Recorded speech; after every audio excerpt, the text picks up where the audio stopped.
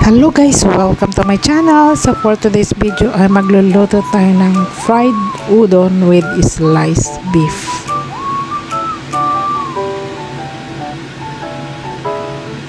So meron tayong ingredients dito: garlic, onion, sliced beef, carrots, cabbage, and udon. So magpa-fry muna tayo ng garlic and separate natin para pang garnish natin.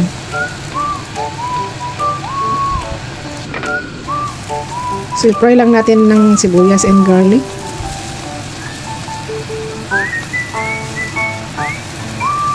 Siyempre, madali lang maluto ang sliced beef. So, stir fry lang natin and then set aside din natin to.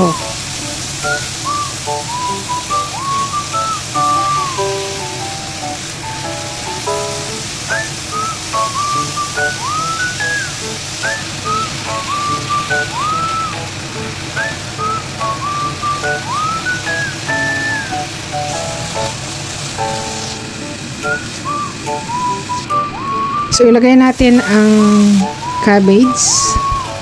Siyempre, lalagyan natin ng pepper and soy sauce.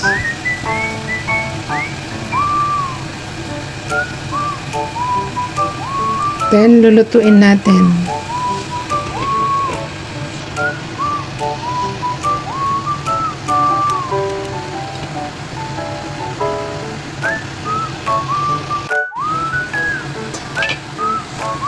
So, next nating ilagay ay carrots. Madali ding maluto to kasi manipis lang ang pagkaka-slice. And next ay ilalagay na natin ang ating sliced beef.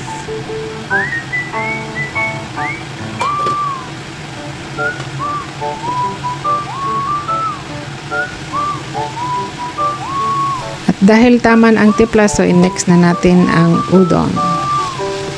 So paghalo-haluin lang natin hanggang maluto at lumambot yung udon. So that's it. Napakadali, diba? Napakasarap pa.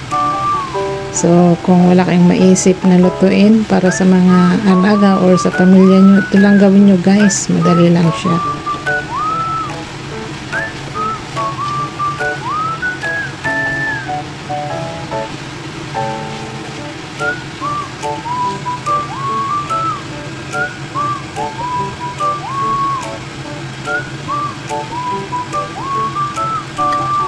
So, ayan, luto na. So, idagdag natin yung fried garlic kanina para mas lalo pang bumango. So, ayan guys, tapos nang naluto.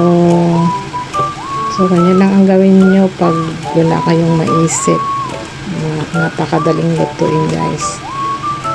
So, that's it. Thanks for watching. See you on my next vlog. Bye-bye. Please like and subscribe.